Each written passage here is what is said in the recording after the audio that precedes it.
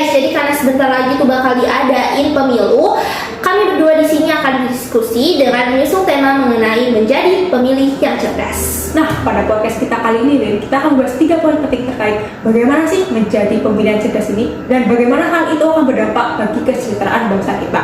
Pada poin yang pertama, kita akan membahas gimana sih masyarakat kita ini memiliki wawasan yang cukup supaya tidak termakan hoax kampanye. Nah, dan pada poin yang kedua, gimana cara kita memanfaatkan wawasan ini supaya kita dapat memilih pemimpin yang sesuai dengan ideologi negara. Dan poin terakhir yang akan kita bahas itu mengenai dampak dari pemilihan cerdas yang akan kita lakukan, yaitu bagaimana sih pemimpin yang kita pilih nantinya itu bakal membawa Indonesia menjadi lebih baik dan juga terus kokoh dalam mempertahankan identitas nasional. Nah, langsung saja nih, Lin, kita ke topik pembahasan. Gimana sih cara masyarakat memiliki wawasan cukup supaya tidak termakan hoax kampanye? Nanti mendekati pemilu tahun 2024, pastinya dong bakal banyak berbagai partai politik itu ngelakuin kampanye-kampanye.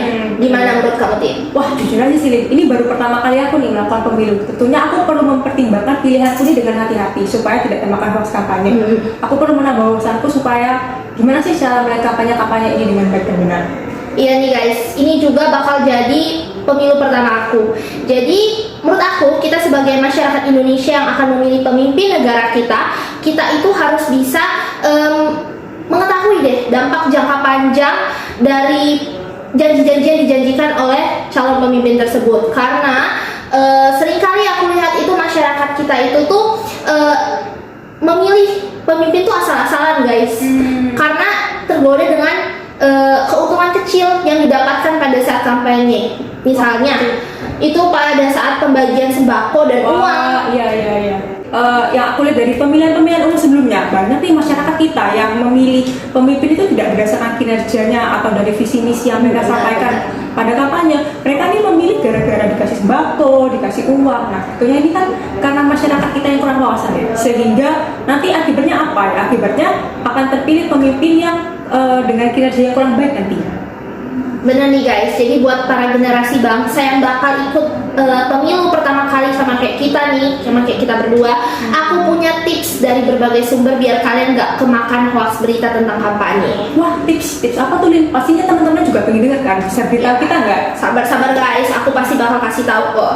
Nah, tipsnya itu kalian itu sebisa mungkin buat menyaring berita yang kalian lihat dari televisi dan apa yang kalian baca tuh beritanya. Karena terutama di media sosial ya guys, karena tuh banyak banget ya anak muda zaman sekarang itu malas membaca, dan juga mereka tuh kalau ngeliat berita tuh cuma sekilas guys. Jadi mereka nggak ngecek tuh berita bener atau enggak, terus ya mereka langsung ambil kesimpulan dan ternyata kesimpulan yang mereka ambil itu salah gitu, Tip. Nah iya nih, benar banget nih, media sosial ini memang forum yang paling rawan ya digunakan oleh oknum-oknum tidak bertanggung jawab untuk melakukan provokasi atau menjatuhkan lawan politik mereka. Nah ya itu tuh guys, pokoknya bagi teman-teman kita di luar sana, jangan langsung tergoda dan jangan langsung percaya dengan hal seperti itu. Kita harus memikirkan dampak jangka panjang yang akan kita dapatkan terhadap keputusan yang kita ambil sekarang. Bener guys. Nah selanjutnya ya Tip, menurut kamu nih standar apa sih yang harus dipertimbangkan biar bisa milih calon pemimpin yang baik? Waduh, standar ya. Kalau dari aku sih, aku nih cari pemimpin yang bisa melakukan ideologi negara kita nih, itu Pancasila, terutama sila kelima, yaitu keadilan sosial bagi seluruh masyarakat Indonesia. Nah, kamu lihat kan banyak pemimpin sekarang tuh yang nggak adil, yang hanya berada di sisi orang kaya saja. Aku tuh mau cari pemimpin yang sebisa mungkin bisa berada di sisi orang miskin juga, bisa adil kepada seluruh masyarakat. Bener sih, menurut aku ya guys, hukum di negara kita tuh tumpul ke atas dan tajam ke bawah. Jadi sebisa mungkin kalian harus nyari pemimpin yang bisa mengatasi hal tersebut guys. Jadi biar semua lapisan masyarakat itu bisa merasakan keadilan. Nah bener-bener. Omong-omong dengan tajamnya hukum ke bawah nih, aku jadi ingat kasus dulu nih. Kamu tau nggak kasus nenek Isyani yang terancam hukuman 5 tahun penjara gara-gara didakwa Aku tahu itu pencurian kayu jati. Wah kasihan banget sih Tip. Terus juga aku pernah baca ada kasus tentang ada 4 pejabat bea dan cukai itu ngelakuin korupsi impor tekstil sebesar 1,6 triliun. Wah, banyak banget. Gede banget kan? Gede banget sih. Terus udah nominalnya segede itu cuma dapat hukuman 3 tahun penjara. 3 tahun? 3 tahun. Oh. Padahal kan kejahatan yang dilakuin itu lebih berat ya. Terus juga bener-bener ngerugiin negara banget loh. Wah, parah banget sih. Bisa kita lihat ya ketimpangan antara orang miskin sama orang kaya itu gimana ya di hukum negara Bener. kita. Nah, kalau kamu pribadi ya, Din, gimana sih kriteria yang baik menurut kamu? Kriteria pemimpin yang baik menurut kamu itu gimana? Kalau aku ya, aku tuh lebih kepengen buat memilih pemimpin yang bisa mempersatukan Indonesia sesuai dengan sila Pancasila ketiga. Nah, karena kan Indonesia ini dikenal sama negara lain itu sebagai negara yang memiliki keberagaman kan guys. Nah, jadinya pastinya dengan keberagaman tersebut itu bakal memunculkan pedang bermata dua. Tergantung bagaimana sih pemimpin kita itu mengatasi hal tersebut. Wah, maksudnya pedang bermata dua ini gimana? Bisa jelasin nggak? Oke. Jadi maksud aku pedang bermata dua itu kan Indonesia ini memiliki keberagaman ya, mulai dari suku, agama, rasnya, bahasanya, budayanya. Nah, ini tuh ciri khas Indonesia banget, kayak cuman Indonesia doang yang punya. Negara lain tuh nggak punya. Jadi itu salah satu keunikan Indonesia yang bisa menjadi kekuatan. Kekuatannya dia bisa menarik wisatawan, terus juga menjadi pendapatan bagi Indonesia gitu. Oh ya, aku paham maksud kamu. Maksud kamu nih keberagaman kan bisa menjadi kekuatan bagi kita bangsa Indonesia. Nah, tapi keberagaman ini juga bisa menjadi kesulitan tersendiri bagi Indonesia. Kesulitan untuk mempersatukan bangsa, dimana pastinya akan dengan keberagaman yang banyak ini akan timbul perselisihan sehingga maka dari itu keberagaman ini dapat dikatakan pedang bermata dua, ya kan? Iya benar.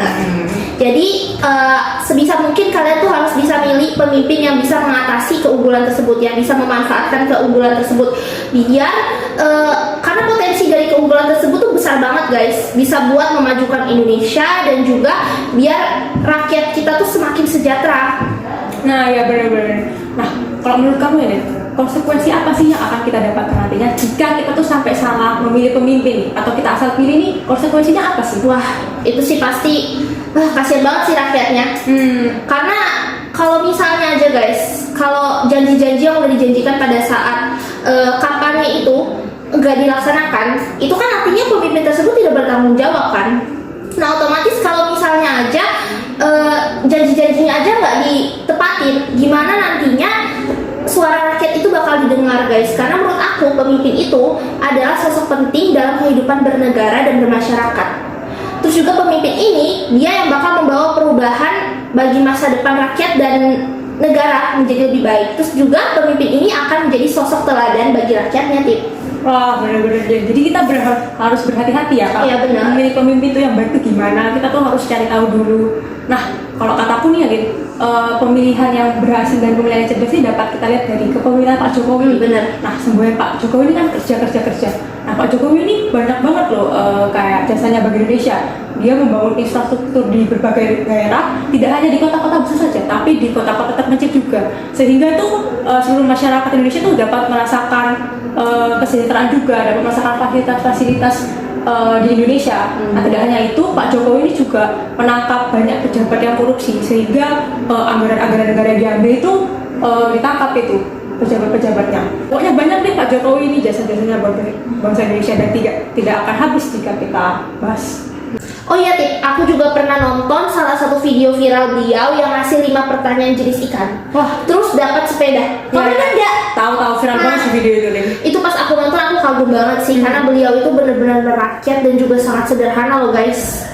Bener banget nih, kita bisa lihat ya pemerintahan Pak Jokowi ini baik banget di Indonesia. Nah dari sini nih kita bisa ada gambaran lah ya gimana melakukan pemilu tahun 2024 nantinya. Iya benar guys, jadi intinya yang pengen kita bilang itu bahwa kalian semua itu harus bisa memilih pemimpin yang sesuai dengan ideologi negara dan yang bisa mempertahankan identitas nasional. Dengan kalian tuh harus juga terus menambah wawasan seputar Indonesia guys.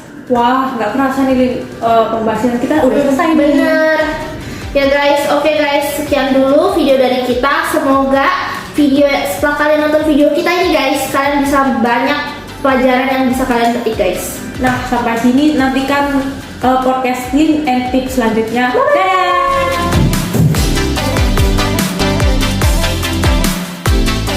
Pilih pemimpin nggak salah. Terus dia cuma Nah tentunya itu yang kami